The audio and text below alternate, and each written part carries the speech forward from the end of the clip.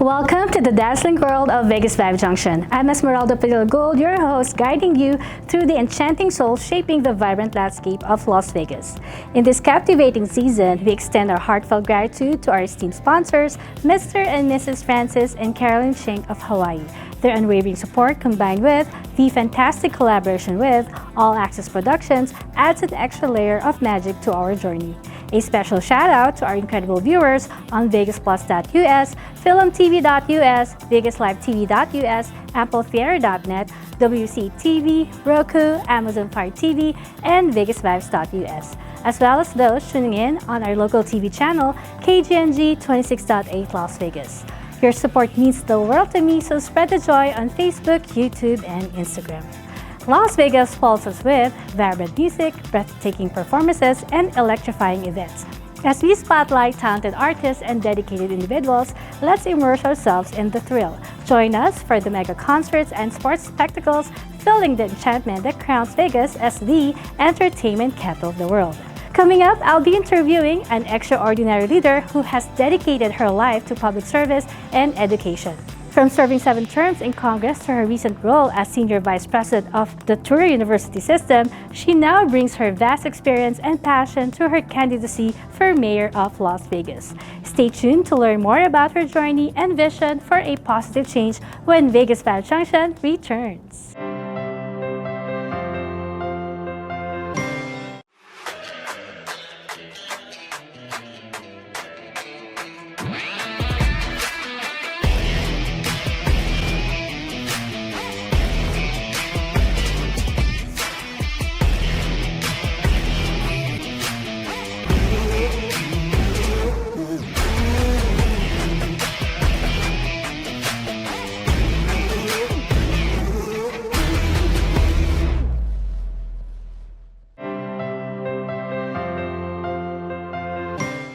Welcome to another exciting episode of VegasVibes Junction, where we bring you the most influential voices shaping our community.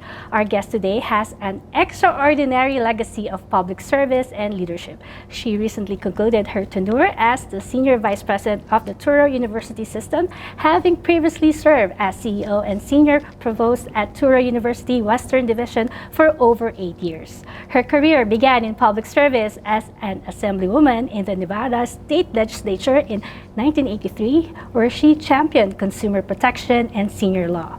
She was also appointed to the Nevada State Board of Regents, serving from 1990 to 1998, where she fought to keep tuition costs low and to establish a law school at UNLV. Her remarkable journey continued as she made history as the first woman to represent her district in the U.S. House of Representatives, serving 7 terms from 1999 to 2013. During her 14 years in Congress, she was an advocate for veterans, healthcare reform, and education. Additionally, she has a background as a practicing lawyer, having worked for the Nevada State Commerce Department, served as in-house counsel for Southwest Gas Corporation, and held the position of Vice President for Government and Legal Affairs for the Sands Hotel in Las Vegas. Now, she is taking on a new challenge, running for Mayor of Las Vegas, bringing her wealth of experience and dedication to the forefront of our city's future. Her unwavering dedication to her constituents and profound impact on our community make her an exemplary leader. Please join me in welcoming none other than the aspiring Miss Shelley Berkley. Thank you, Esmeralda. That was the most beautiful introduction I have ever had, so I appreciate it. Well, I am truly impressed with your background and experience. Thank you. I mean, really, it's, wow, mind-blowing. It's been a privilege to serve all these years. I love public service, and I've been so fortunate that here in Las Vegas I've been able to do what I love. I guess let's dive into the serious question. Miss Shelley Berkley, you've had an extensive career in public service. What inspired you to initially pursue a career in politics? Well, Esmeralda, I'm the granddaughter of immigrants that came to this country. They couldn't speak English. They had no money. They had limited skills. The only thing they had when they came to America was a dream. And that dream was that their children and their children's children would have a better life here in America than they had where they came from. So I often think of myself as my grandparents' American dream. But I think in their wildest dreams, they could have never imagined the life that I'm leading. And so for me, public service is giving something back to this country for having taken my family in. Not only did we have a chance to survive, but we've had a chance to thrive, and we certainly have done that. And you've made your parents proud because you were the first one to enter college. Neither one of my parents graduated high school. They were children of immigrants, and they had to go to work in order to support their siblings and their widowed mothers. I never knew my grandfathers, so these are my widowed grandmothers. But in our family, it didn't matter if you were pretty or popular. It mattered that you got good grades so you could make something of yourself. And so that to me was very important. And not only that you finished college, but you are a lawyer. I went on to law profession. school. Yes. My mother, and again, who never graduated high school, she had very high expectations for her daughters. And she was very strict, made sure we did our homework before we went out to play, made sure we ate well, made sure when we went out that we always had a jacket or whatever we needed to be warm. And she made sure that our path was straight ahead and that we would make something of ourselves. So both my sister and I owe my mother a great debt of gratitude. Do you remember that moment when you realized that this is the path you would like to take? I'm one of those very lucky people that never agonized over their future. I knew from a very early age what I wanted to do with my life, and I just went forward and did it. And so that to me, and I know other people have, they don't know, they just don't know what they want to do yet, and they have to sample a lot of different things. I never had that. I always knew what I wanted to do. I always knew I wanted to be in public service, knew I wanted to be an attorney, and I just went for it. Wow, it really sounds that you are very dedicated. I have worked hard, and I think I'm an example that hard work does pay off. Good education, work hard. Yes, absolutely. During your tenure in Congress, you were known for your strong advocacy for veterans. Mm-hmm. Can you share some of the challenges you faced while working on the Veterans Administration Medical Complex in Southern Nevada and how you overcame them? Yes.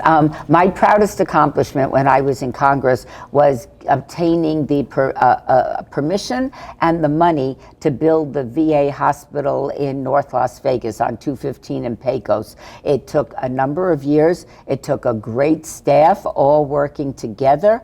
But I think one of the challenges is when I got approval for that, and I'm a Democrat. My congressional district was a Democratic district, but a Republican president, Republican VA secretary, Republican House and Senate, and yet I was able to demonstrate the need that we had in Southern Nevada to build a VA hospital. So that was a challenge, not knowing if I could get that passed. And also, we were able to ensure that it's energy efficient. We have, the solar panels on the car covered parking. Mm-hmm. And the reason there's covered parking in the parking lot is because that's where they were able to put the solar panels. And that was not in the original plans, but the architect sat down with me. He said, we have extra money in the budget. You got to get approval for this. In the long run, it'll end up saving the VA money. And so that's exactly what we did. And how long ago was that? I think we got the funding in 2006, and then of course it had to be built, but it was built in record time and on budget, and I'm very, very proud of that as well. Wow. And it's a beautiful facility, and it serves the purpose which it was intended. There are hundreds of thousands of veterans in the Las Vegas Valley, and before we had the hospital, if they got sick, they had to go to Long Beach in order to get their medical services, but sometimes families can't afford to go with their loved one, and so you're a veteran who's usually older. They're in the hospital in Long Beach all by themselves, and I don't think that's good for healing. And so we were able to build a beautiful facility here, state of the art. It's fabulous. It's a very great accomplishment. That is the one I'm most proud of. Healthcare has been a significant focus of your career. What are your thoughts on the current state of healthcare in Nevada, and what reforms do you believe are most critical? Well, obviously we don't have enough doctors, but I think there's a solution for that. As you know, UNR Medical School graduates 60 future doctors every year. UNLV graduates 60 future doctors every year, and I understand they would like to go to 120 at the appropriate time. Touro University, which I ran, graduates 180 future doctors. So if you add all of that up, if we had residency programs here in Nevada, then, because after you graduate medical school, you still have 3 more years of residencies or graduate medical education where future doctors work in the hospitals. If we had more residency programs, more of our graduates from medical school would be able to stay here and satisfy their residency requirement. And national statistics say that 70% of doctors end up practicing where they do their residency. So all of these future doctors that were graduating from the state of Nevada, instead of having to go to a different state and possibly not returning to Nevada, they can stay here, they can finish their education, and they can practice here in Nevada. Education is another area where you've made substantial contributions. How do you see the future of higher education evolving, particularly in Nevada? Are you talking about K through 12 or higher education? Higher education, or both? Look, we fund our education system 49th in the United States, and we keep expecting a different result than we're getting. We need to adequately fund our education system. The education I received in the Clark County School District, because I grew up here, the education I received was perfect for the life I'm leading. It's obsolete for the life my grandchildren are going to be leading. So we have some beautiful new schools in Southern Nevada, in Clark County. We have lots of opportunities for our children, but on the other hand, we need to ensure that our teachers are well compensated so they stay. It doesn't do any good to train a teacher and a few years after they start teaching, they realize that they can't make a living. I've been hearing that for the longest time, the problem with the salary of the teachers. So why do you think that has been a problem and has not been resolved? Money. Look, it's if you think of all the teachers in the state of Nevada, when you give a raise, 3%, 4%, 10%, whatever it is, when it's a lot of money. But again, it's a decision because the future of this community depends on it. I love the gaming industry, but I've long been a proponent of diversifying our economy because I don't think it's a good idea. It's not healthy economically for the state to rely on one industry. But most new types of professions depend on technology, the latest technology. And if we aren't providing that and providing the best possible education for our children, we're never going to be able to attract a variety of different businesses. So it's important for our economic growth and development, but in addition to that, it's important for our democracy. Democracy depends on a well-educated electorate making decisions that impact all of us. And if you don't have a well-educated electorate, you could easily fall into a dictatorship. So if you believe in our democracy and you believe that people live better lives in a democracy, then you need to educate our fellow citizens. It's very important. Yes, everything starts in school. Yes, it does. Your advocacy for Israel has been a defining aspect of your career. How do you envision the future of U.S.-Israel relations, and what role can local leaders play in fostering international understanding? Well, these are very difficult times in the Middle East right now. As you know, there's a war between Hamas and the State of Israel, which is very heartbreaking to me. As you know, on October 7th, Hamas, which is a terrorist organization funded by Iran, attacked Israel, killed 1,200 innocent Israelis, and took 250 Israelis hostage, many of whom are dead now. What I want to see immediately is a return of all the hostages and an accounting. Families don't even know if their loved ones are alive anymore. That's inhumane. And so we need to do that. I'd like to see a humanitarian ceasefire so that the innocent Palestinians that are caught in the crossfire are given some relief, because I don't want to see another catastrophe. And then I would like to see the Palestinians and Israelis without Hamas sit down and negotiate for a two-state solution. And I'm hopeful that that will eventually happen. It would be good for the Palestinian people. It would be good for Israel as well. Yes, and the war. Yes, I'd like to see that. Running for mayor of Las Vegas is a significant step. What motivated you to take on this challenge, and what are your primary goals if elected? Well, when I decided to retire from Turo, I started thinking about what I was going to do with the rest of my life. I'm very healthy, I have full of energy, and I have a passion to serve, to continue to serve. And I realized that Carolyn Goodman, who has served as mayor after her husband did, together they've served the community for 25 years, she had to step down because she was term limited. So I realized that there was an opening for mayor in my hometown, and how remarkable that would be. I know this city very well. There are 4 generations of my family that have called Las Vegas home. My congressional district overlaid the city, so there aren't any issues that are occurring now that I'm not very familiar with. And in my mind right now, immediate public safety. Everybody is concerned about public safety. They want to be able to feel safe in their homes and their neighborhoods.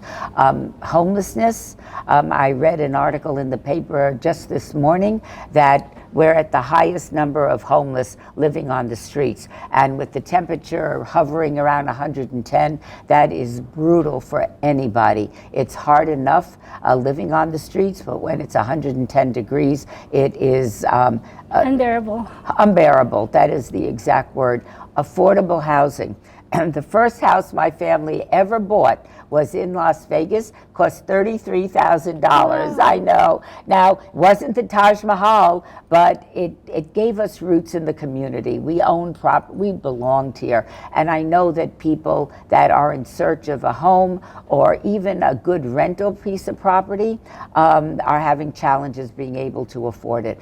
That's a very important issue. And then, of course, economic growth and development. What do we want the city to look like a decade from now? Where are we moving? Yeah, how are we doing that? And I see hopefully a new transportation system that everybody is in their car, and the reason for that is because we really don't have a transportation system that can serve people, that knowing it's I can get on the bus or get on light rail and be at my destination in 20 minutes or 30 minutes. So we're all married to our cars. But that if we could figure out a transportation system that would work, that would be great. Yeah, something that would be so convenient. Yes, and convenience is very important, and affordability. And affordability. In addition to that, even though this is not part of the mayor's job description, with my background in education, I'd like to use my bully the pulpit as mayor to make sure that we improve our education system. I've got four little ones, four little grandchildren now, a 7-year-old, a 3-year-old, a 2.5-year-old, and a 2-year-old. I want them to be in school and do well and know that they're getting a great education right here in Clark County. And then finally, access to affordable health care. Everybody wants, if your child is sick, what is the most important thing? That you get your child well and not have to run to the emergency room of the hospital just to get basic health care. So those are issues that I know well, and I think I could make an impact as mayor of Las Vegas. That's amazing. Looking back at your career, what are some of the key lessons you've learned that you would like to share with our viewers? Well, I have worked hard and had a very supportive family. But I think the most important thing is to do what you believe in yourself. If you believe in yourself and you think you can do something, don't let anybody stand in your way. Do it. The first time I ran for the Nevada State Assembly, I was pregnant with my son, Max. I was working full-time. I was in-house counsel for Southwest Gas Corporation and running for the Nevada State Assembly. Now, people were telling me that, oh, you're too young and you're pregnant and you need to stay home. But it was something that I believed in and believed I could do. And so I had Max. I won the election, and then Max and I went back and forth to Carson City during the session. But I think believe in yourself, believe that you can do what you want to do, what you feel is right for you, and the rest will just fall into place. And it's so selfless of you to serve your country. Well, I believe in it. I truly do. The United States of America, if it wasn't for the United States, my grandparents would not have survived the Holocaust. Lastly, can you share a memorable moment or achievement from your career that has had a lasting impact on you? I would say that building that VA hospital in my congressional district was a very important milestone for me. I was able to do something very good for generations of veterans who I will never meet. They're gonna be using that hospital long after I'm gone. But how remarkable is that you did something that would have a lasting impact on your community? It's something that, yeah, that's your legacy. It's a good legacy to have. Yes. Thank you. Please, the floor is yours. Address our people of Las Vegas. Oh, thank you. I'm going to encourage everybody to get out and vote. Right now, this is the last day of early voting, and then, of course, the election is on Tuesday, June 11th. If you haven't already voted, I encourage you to exercise your right as an American citizen and go vote. As you know, it's very easy in the state of Nevada. You can vote by mail. You can do early voting. You could show up at the polls on election day, but whatever you decide to do, don't let the election season pass you by without doing what so many people across the planet do not have the right to do, and that's to decide who your next leaders will be. So that's what I would encourage everyone to do that's listening. Thank you so much. Thank you, Shelley Esmeralda. Berkley. Your dedication experience is truly inspiring, and I wish you good luck. Thank you. This election. Thanks a lot. And thank you for the interview. It was great. My pleasure. It's really a pleasure to. Thank you. An honor and privilege to have you on VegasVibes. Thanks a lot. Once again, we would like to thank Ms. Shelley Berkley for sharing her inspiring journey and insights with us today. Her dedication to public service and unwavering commitment to making a difference in our community is truly commendable.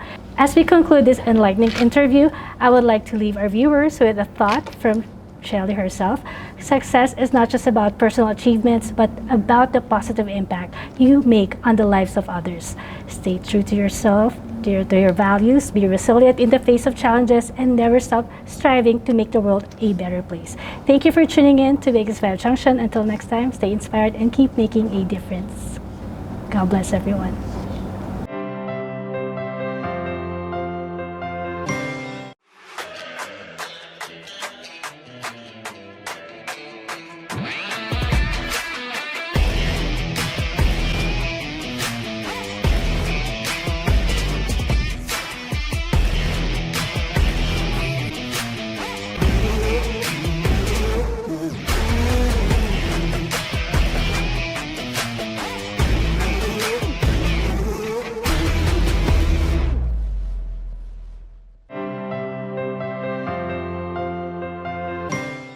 Thank you for joining us on this exhilarating episode of VegasVibes Junction, where we explore the remarkable life of Miss Shelley Berkley. I hope her inspiring journey has ignited joy and inspiration in your hearts just as it has in mine. Las Vegas, beyond its iconic strip and the lively Fremont Street experience, is not only a hub for entertainment but also a beacon for advocacy and community engagement. From musicians and entertainers to beauty queens and philanthropists, there are countless individuals shaping Las Vegas into a global phenomenon, not just through their talent but through their commitment to making a positive impact. If you're passionate about your cause or simply want to showcase your talent, I would like to hear your inspiring story. Connect with me via email at VegasVibesJunction@gmail.com and let's showcase your narrative right here on VegasVibes Junction, whether in our studios or through an online Zoom interview. Together, let's amplify your voice and shine a spotlight on what makes you truly inspiring. Now, let's explore my favorite segment, the Vegas Vibes Closet. Dive into a delightful selection of health and beauty products personally endorsed by me. This week, I'm excited to introduce a new addition to the Vegas Vibes Junction brand, the Vegas Vibes Cosmetics. Featuring a stunning range of lipstick in various shades, Vegas Vibes Cosmetics enhances your natural beauty and boosts your inner glam. Each lipstick is meticulously crafted for exceptional color payoff, long-lasting wear, and a luxurious feel. Whether you're seeking a bold red for a night out or a subtle nude for everyday elegance, Vegas Vibes Cosmetics offers the perfect shade for your unique style. Elevate your beauty routine with our fabulous lipsticks, capturing the spirit and glamour of Las Vegas. Before we say farewell, immense gratitude to our fabulous wardrobe sponsor, Anne Fontaine, nestled at the Forum Shops of Caesar's Palace. To explore their stunning collections, contact Ms. Anna Billings at 702-733-6205. Anne Fontaine welcomes you to a world of extraordinary fashion. We express sincere thanks to our valued sponsors, Mr. and Mrs. Francis and Carolyn Ching from Hawaii. Their steadfast support, alongside the wonderful collaboration with All Access Production, enriches our journey with the extra touch of magic. As we draw the curtains on another captivating episode of Vegas Vibes Junction, let's carry the spirit of Las Vegas with us, its energy, its passion, and its unwavering commitment to the dazzling world. Join us next time as we continue to uncover the stories that make the city shine, celebrating the extraordinary individuals who shape its vibrant landscape. Until then, keep spreading those Vegas vibes and stay tuned for more unforgettable moments from all of us here at Vegas Vibes Junction, wishing you a journey as enchanting as the lights of the Las Vegas Strip. I'm Esmeralda Padilla-Gould. Thank you for watching. Mwah!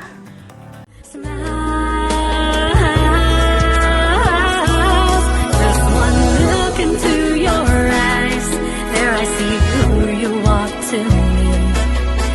Your love so special, your kiss so sweet, only your smile can complete. Now that I stand next to you, glad I was there to reassure you. The sadness in your eyes, I'll replace with eternal smiles.